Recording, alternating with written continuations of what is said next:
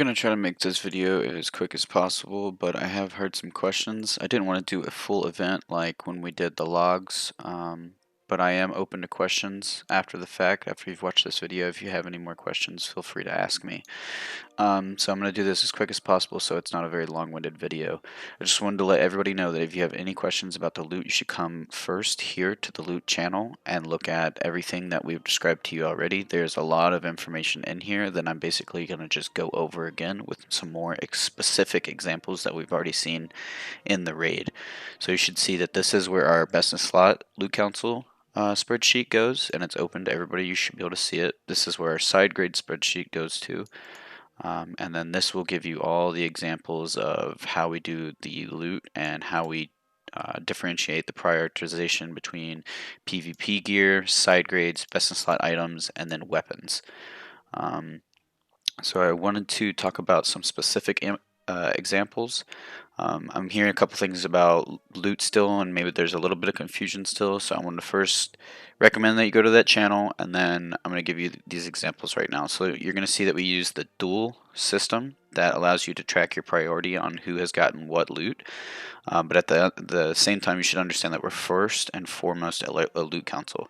So we have the attendance points, we have the loot priority points, and we have decay points. But when it comes to big decisions of keeping loot inside the raid, loot council is always going to have the primary authority. The point tracking system that was created, that me and Vinny spent a couple weeks on designing and making sure it was fair and going through and running like a dry run basically, was designed as a courtesy for you guys who like transparency, but is not the only system that we fall on. So make sure that you understand that.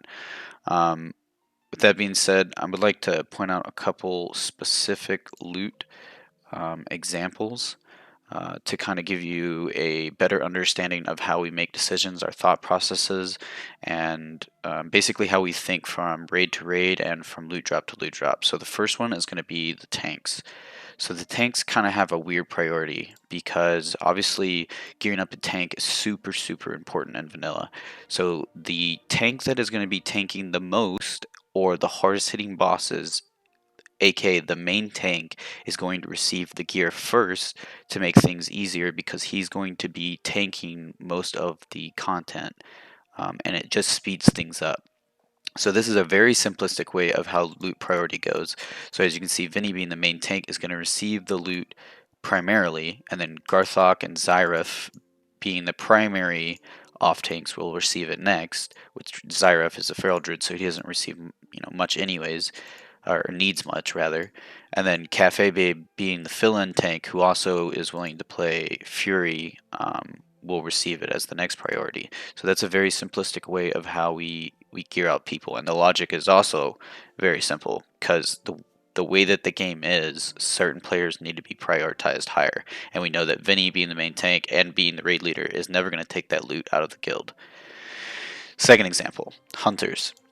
So hunters have received some of the most pieces from best in slot list. Oh, maybe I did something. So they're also a very easy example because there's only 3 of them as well. You can kind of see how we operate. So Beep is the first player to receive a Raktalar bow, and because of this, he didn't receive much tier from the other raids because we knew that we were giving him the bow first. We kind of didn't give him any of the tier, and we kind of spread it out. And so Zaps got some tier while Beep was getting his leaf.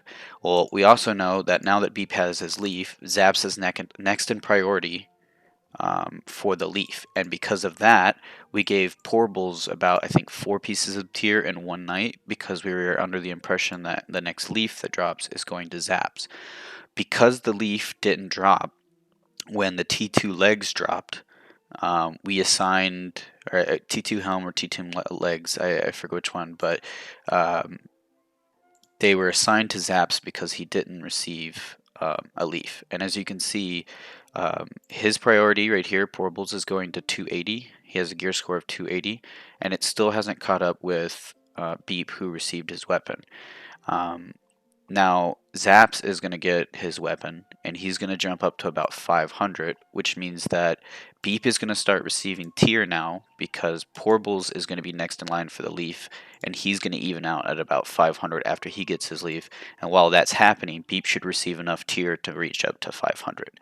That's a very, like, 3 players right there. That's how it should even out. And at the end of it, when they all 3 have their leaves, they should all be at around 500 points.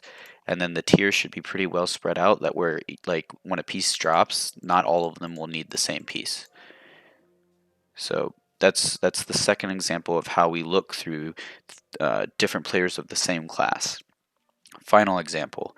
That'll be the Holy Paladins, because I can speak primarily for them. So it's unfortunate, but we have had a lot of T1 drop. T1 is a side grade piece of loot. It is not a best in slot loot. So it does not count against any of these players that have received side grades. So as you can see here, this is the side grade list. So I got the chest piece last time, so I went up to 3. Now they each have 2. That one guy wasn't there that last time, so he wasn't obviously eligible for a side grade.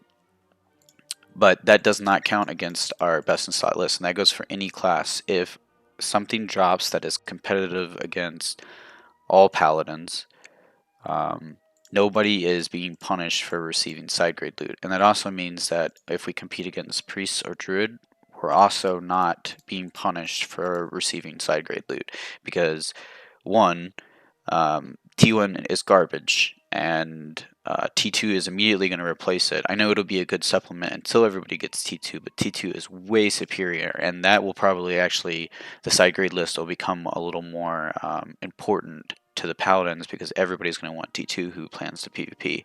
Because I don't know if many people know this, but T1 has MP5 and healing power, and no spell power at all, so you can't even farm in the set. But T2 has spell power and crit, which allows you to PvP and farm in it, which is very important for anybody who's ever played Paladin. It's annoying as shit to farm on. So that's an example of receiving side grade loot and seeing that there is no punishment for receiving that loot. And another thing is, some of the concerns I've heard, it's been for loot that no one's even going to equip in the raid. So the important part is the best in slot loot.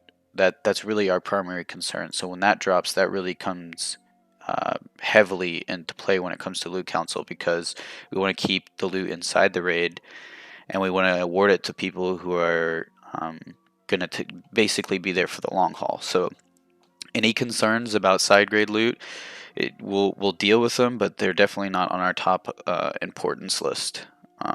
So some of the concerns have been a little short-sighted. This is T1, and pretty much all this loot that you're getting right now is going to be replaced before we even get to the hard content, except obviously things like this, which will last you to AQ. But we want to reward people who we believe are going to be there until Naxxramas. So a lot of loot has been handed out already, and some people don't even have a single piece of best in slot loot, and they've been very patient and quiet, but the people that do have a lot of loot have not. So I just want to make sure that there's no confusion. I don't expect to get any loot at all, because for me playing the game, I don't reward myself with the loot. I reward myself by just playing the game. But for some, that's not always true. There's a different reason everybody has for playing this game and how they enjoy themselves. So I plan on handing out all the loot to other players before it even comes to myself, because I can take the game and just be rewarded that way. So just going to end it with, everybody should kind of have that mindset of, one, we want to keep the loot in the guild, and that is the most important thing. 2, the reward from loot should always be there, but you should focus more on the rewarding part being the experience of gaming in-house.